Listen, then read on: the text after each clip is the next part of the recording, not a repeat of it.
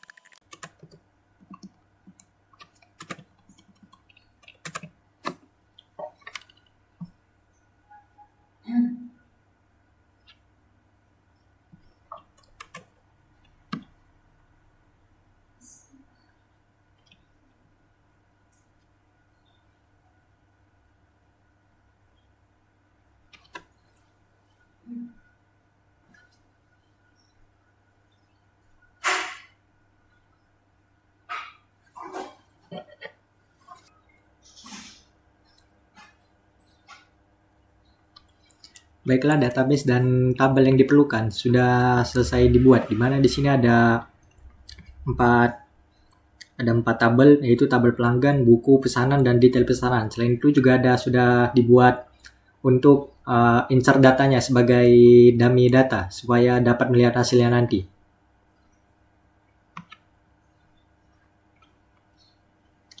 Sekarang langsung ke soal pertama, di mana kita diminta untuk menampilkan daftar nama pelanggan beserta total uang yang telah mereka belanjakan. Di mana di sini diminta untuk diurutkan dari total belanja terbesar dan tampilkan hanya pelanggan yang telah berbelanja lebih dari 500.000.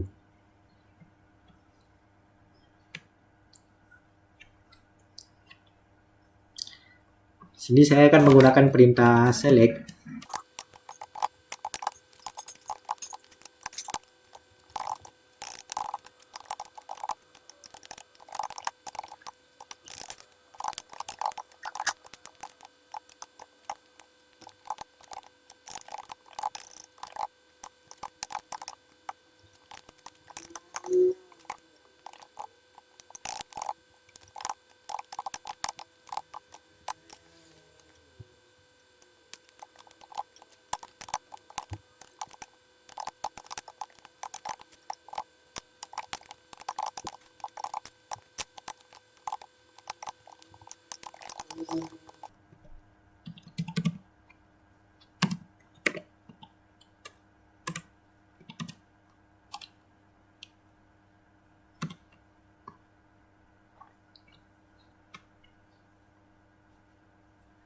Oke, jadi maksud query yang dipakai di sini adalah pertama, di sini kita menggunakan alur 4 tabel, di mana berawal dari pelanggan, kemudian ke pesanan, kemudian lanjut ke detail pesanan, dan terakhir ke tabel buku.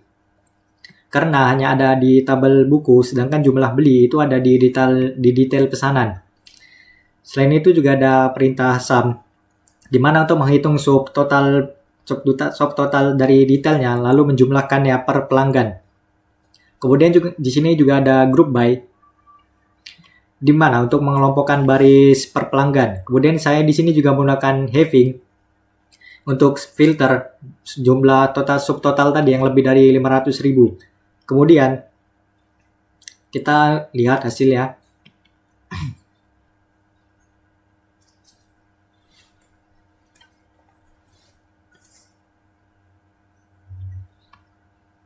Oke, di sini hasilnya sudah muncul. Di mana untuk soal nomor 1 tadi, itu hasilnya adalah nama pelanggannya adalah Andi Saputra, di mana dia memiliki total belanja sebesar 785.000. Kemudian kita lanjut ke soal nomor 2, di mana kita diminta untuk menampilkan 5 buku dengan kategori fiksi yang paling banyak terjual selama tahun 2023.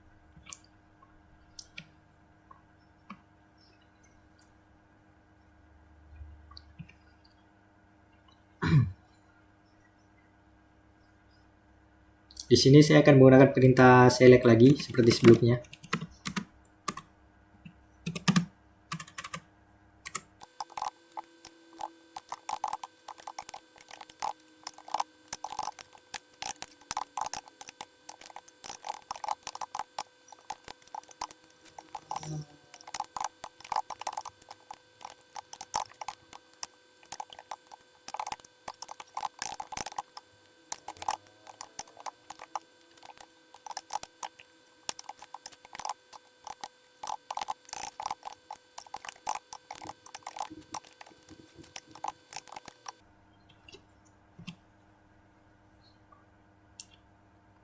Oke, jadi query yang digunakan di sini adalah di mana menggunakan filter kategori dan tahun yang diletakkan pada bagian where.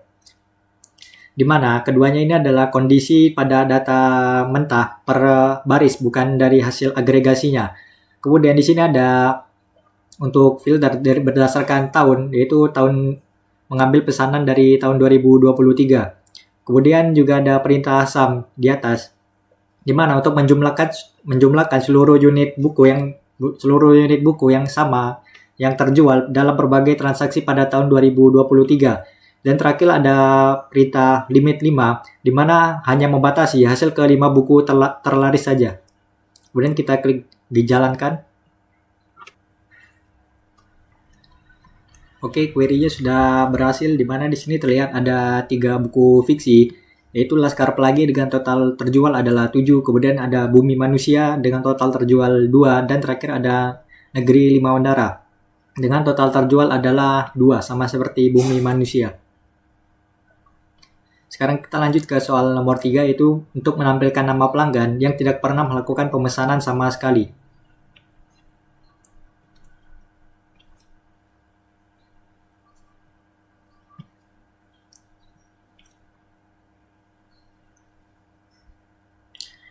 Saya juga akan menggunakan perintah select seperti sebelumnya.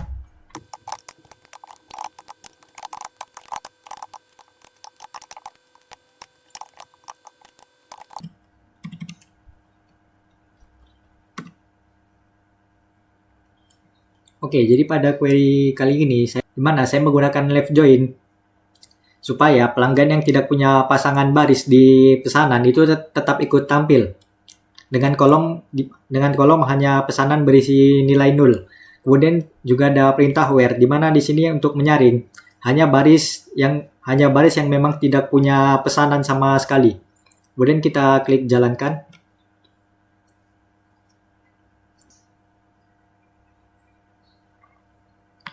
Baiklah, query-nya sudah berhasil, di mana di sini pelanggan yang tidak pernah memesan sama sekali yaitu adalah Dedi Kurniawan. Kita lanjut ke soal nomor 2, di mana kita harus membuat sebuah database kepegawaian beserta tabel yang diperlukan. Dan juga kita akan membuat insert datanya sebagai data dummy supaya hasilnya nanti bisa terlihat.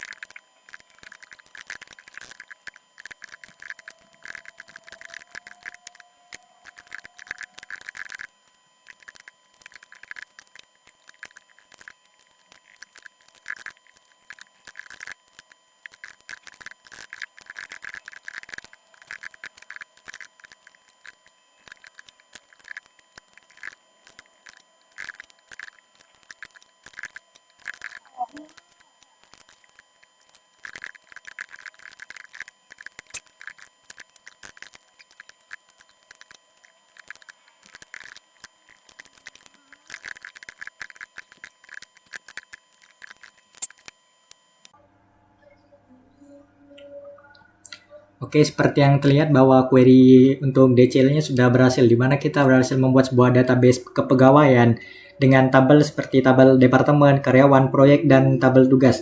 Selain itu juga sudah dimasukkan insert data sebagai contoh supaya nanti hasilnya bisa terlihat. Sekarang kita langsung ke soal pertama dari soal nomor 2, di mana kita diminta untuk menampilkan nama departemen dan jumlah karyawan di setiap departemen. Selain itu juga diminta untuk menampilkan departemen yang tidak memiliki karyawan sama sekali.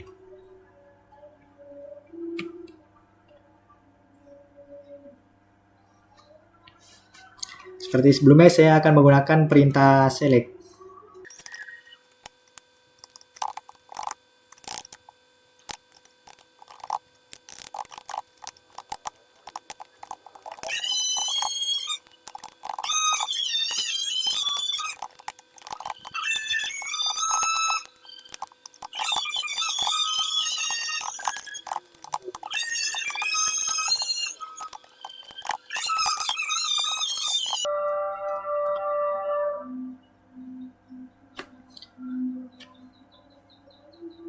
Oke, jadi pada query kali ini kita menggunakan left join dari departemen ke karyawan untuk memastikan bahwa departemen yang tanpa karyawan itu tetap muncul dengan hasil. Dengan sisi karyawan itu berisi nilai 0. Kemudian kita juga menggunakan perintah count untuk menghitung kolom ID karyawan. Kemudian kita klik jalankan. Baiklah, seperti yang terlihat ini adalah hasil dari query-nya, di mana di sini menampilkan kolom dengan nama departemen dan jumlah karyawannya. Di mana untuk jumlah karyawan yang jumlah departemen dengan tidak memiliki karyawan sama sekali yaitu adalah marketing, di mana di sini ditampilkan jumlah karyawannya itu adalah 0. Sekarang kita lanjut ke soal berikutnya, di mana kita diminta untuk menemukan nama lengkap karyawan yang memiliki gaji di atas rata-rata gaji seluruh karyawan di perusahaan.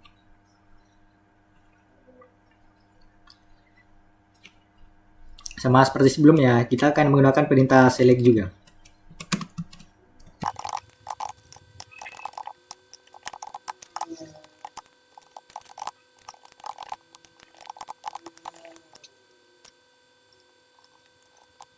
Jadi pada query kali ini kita menggunakan subquery yaitu select average gaji from karyawan, di mana untuk menghasilkan satu nilai skalar rata-rata gaji seluruh karyawan di perusahaan. Kemudian subquery ini akan dievaluasi sekali sebelum dibandingkan ke setiap baris pada bagian where, di mana sehingga nanti hasilnya adalah semua karyawan dengan gaji di atas rata-rata, jadi bukan rata-rata per departemen. Dan kita klik jalankan.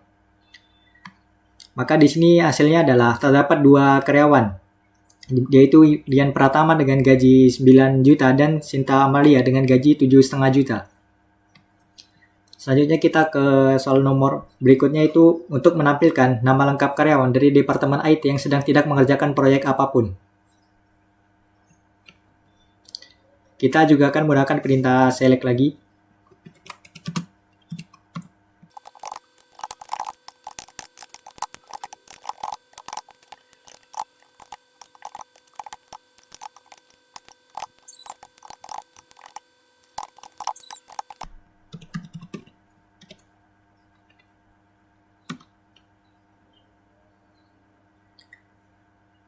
Oke, jadi pada query kali ini kita menggunakan perintah join ke departemen untuk memfilter karyawan yang departemennya IT. Setelah itu kita menggunakan perintah not in di select ID karyawan from tugas untuk menyisihkan karyawan dengan ID yang menyisihkan karyawan yang ID-nya pernah muncul di tabel tugas.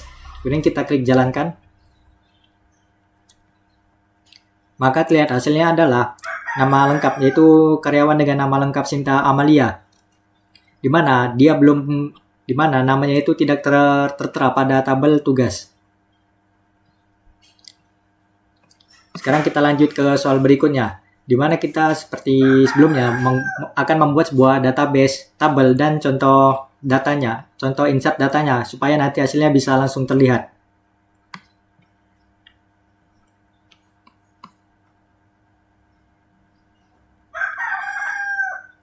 Di mana kita akan membuat sebuah database dengan nama Sistem Informasi Akademik.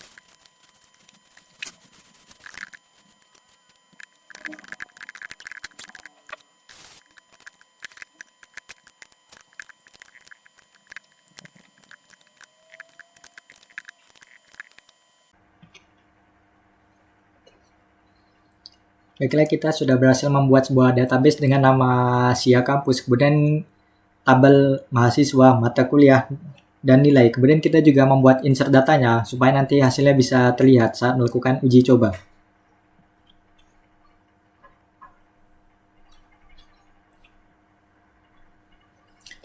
Sekarang kita langsung ke soalnya. Pertama, kita diminta untuk membuat sebuah stored prosedur dengan nama proses kelulusan yang menerima NIM sebagai parameter. Prosedur ini harus memeriksa apakah total SKS mahasiswa tersebut itu sudah mencapai 144 SKS. Jika ya, ubah kolom status menjadi lulus. Jika tidak, tidak ada perubahan yang terjadi. Dan prosedur harus memberikan pesan konfirmasi tentang hasil operasinya. Kita langsung membuat stored prosedurnya.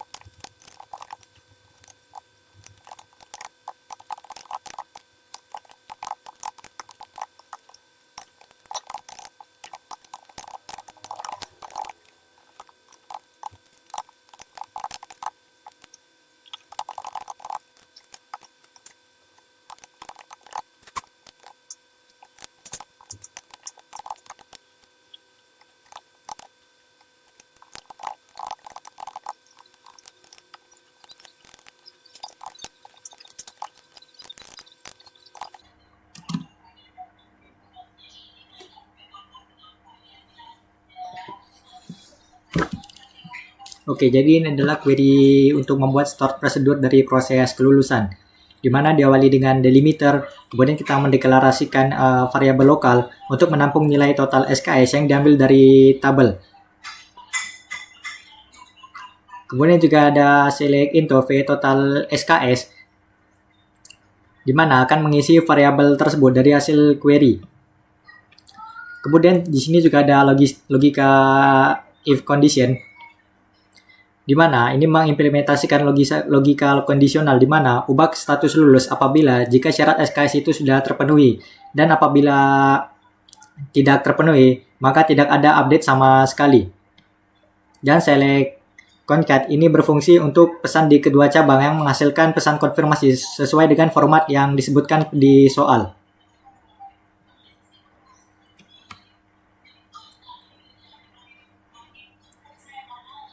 Kita klik jalankan dulu. Sudah berhasil. Kemudian untuk kita akan menguji dengan memanggil stored prosedur yang tadi sudah kita buat.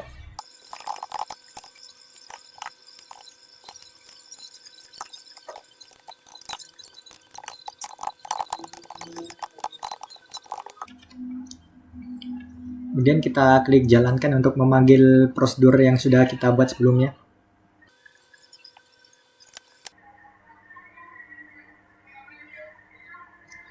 Maka hasilnya seperti ini, di mana mahasiswa dengan NIM 001 itu berhasil diluluskan karena sudah memenuhi syarat, di mana SKS-nya sudah berjumlah 144 SKS. Sementara 002 itu belum memenuhi syarat untuk kelulusan karena total SKS yang dimiliki itu masih di bawah 144. Dan ini adalah tabelnya yang seperti bisa dilihat. Kita ke praktikum berikutnya di mana kita diminta untuk membuat sebuah function dengan nama hitung IPK untuk menerima NIM sebagai parameter dan mengembalikan return nilai indeks nilai IPK mahasiswa tersebut. Dan menggunakan rumus hitung IPK seperti yang ada di soal.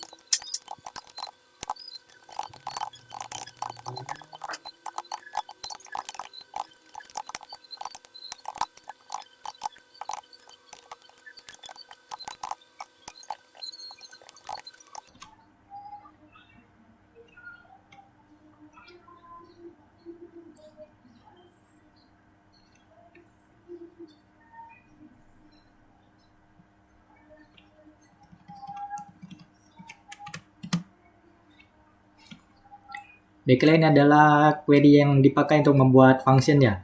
Di mana di sini kita menggunakan desimal 4,2 untuk menetapkan tipe data hasil returnnya. Kemudian ada fungsi deterministik yang menandai bahwa untuk NIM yang sama, function akan selalu mengembalikan hasil yang sama pada data yang sama. Dan MySQL mewajibkan atribut ini. Kemudian juga ada case, di mana di sini merupakan kondisi penilaiannya. Jika nilainya A adalah IPK-nya 4, B adalah 3, dan seterusnya. Kemudian di sini ada fungsi sum untuk menghitung total bobot nilainya, yang langsung mengimplementasikan rumus IPK yang ada di soal tadi yang ini. Dan terakhir ada return VIPK, di mana akan mengembalikan nilai akhir agar function dapat dipakai langsung di dalam select, seperti contoh pengujian yang pertama tadi sebelumnya. Kemudian kita klik jalankan.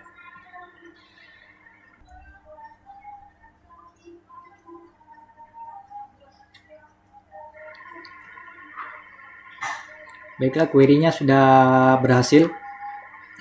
Kemudian kita akan memanggil function yang sudah kita buat. Di mana untuk memanggilnya kita akan menggunakan perintah select.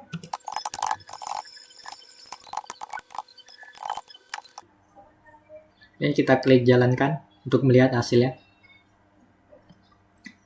Maka hasilnya seperti ini, di mana mahasiswa dengan NIM 001 itu memiliki IPK 3,78 dan NIM dengan mahasiswa dengan NIM 002 itu memiliki IPK 3,11. Baiklah, kita akan lanjut ke soal berikutnya. Baiklah, seperti soal-soal sebelumnya, kita akan diminta untuk membuat sebuah database, tabel, dan contoh datanya terlebih dahulu. Di mana kita akan membuat sebuah sistem manajemen inventaris untuk toko retail dengan skema database seperti yang ada di soal ini.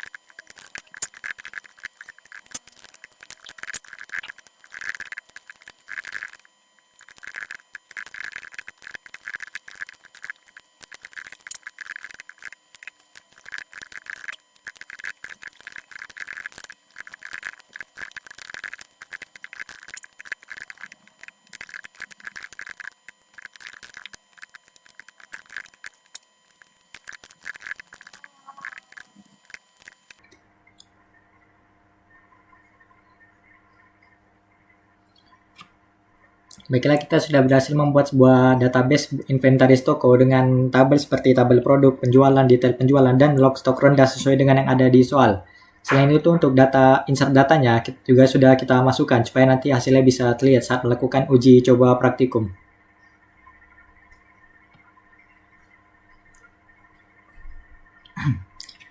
Kita langsung ke praktikum pertama untuk soal nomor 4, di mana kita diminta untuk membuat sebuah trigger yang mengurangi nilai pada kolom stok di tabel produk berdasarkan jumlah barang yang terjual pada baris baru di detail penjualan.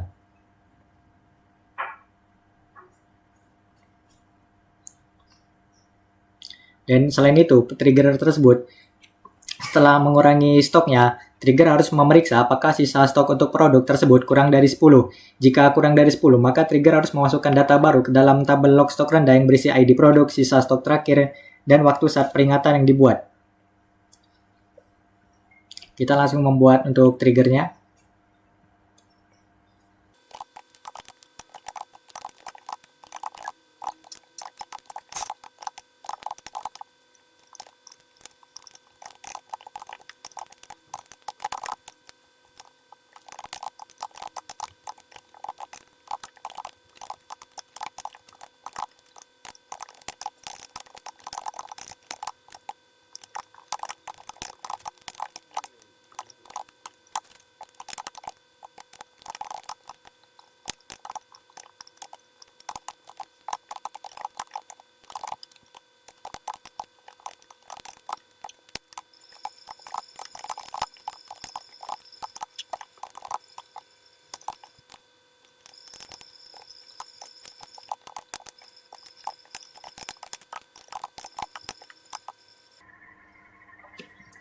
Oke, jadi adalah query SQL untuk membuat trigger untuk mengupdate stok setelah penjualan. Di mana di sini kita menggunakan after insert on detail penjualan yang membuat trigger selalu berjalan otomatis setiap satu baris baru berhasil dimasukkan ke tabel detail penjualan. Kemudian juga ada new jumlah dan new ID produk yang merujuk ke nilai kolom pada baris baru yang baru saja diinsert. Kemudian di sini pada bagian update produk di mana ini akan mengurangi stok produk yang terkait sebesar jumlah yang terjual pada transaksi tersebut. Kemudian setelah update, trigger akan membaca ulang stok terbaru dari tabel produk dan mengeceknya apakah stok yang tersisa itu kurang dari 10. Jika kurang dari 10, maka trigger akan melakukan insert ke log stok rendah untuk mencatat ID produk, stok tersisa, dan waktu peringatan. Jadi kita klik jalankan untuk membuat triggernya. Baiklah, trigger sudah berhasil dibuat.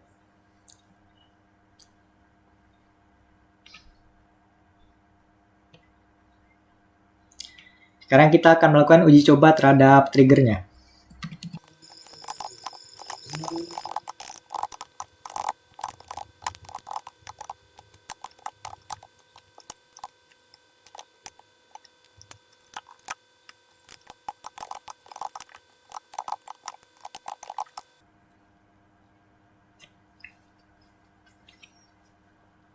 Kemudian kita klik jalankan untuk melakukan uji cobanya.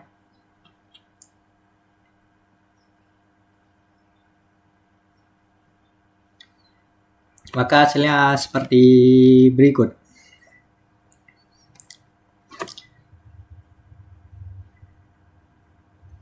Di mana kita berhasil melakukan 2 transaksi ke detail penjualan, di mana kita melakukan transaksi untuk produk dengan ID 1 dan produk dengan ID 2, yaitu mouse wireless dan keyboard mekanik.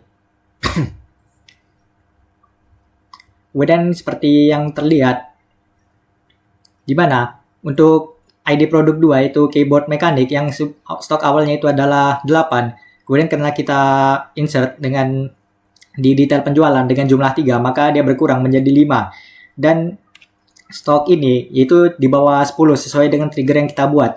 Sehingga trigger itu akan melakukan insert ke tabel log stok rendah dengan meliputi ID log, ID produk, stok tersisa, dan waktu peringatan. Di mana ketika trigger itu terjadi. Baiklah, mungkin itu saja kegiatan praktikum untuk asesmen akhir semester dari mata kuliah pemrograman basis data dari saya. Sekian, terima kasih.